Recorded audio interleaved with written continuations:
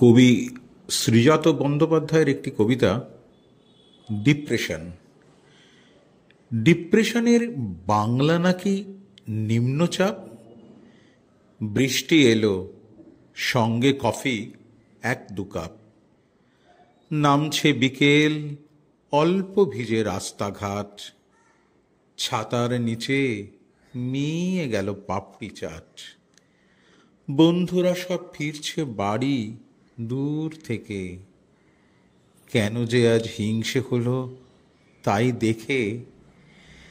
দেখতে গিয়ে সন্ধে হলো জানলাতেই। আগের মতো মেঘ করেছে, কান্না নেই। কেবল মুঠোয় বন্দি কফির একলা কাপ। ডিপ্রেশনের বাংলা জানি, মন খারাপ।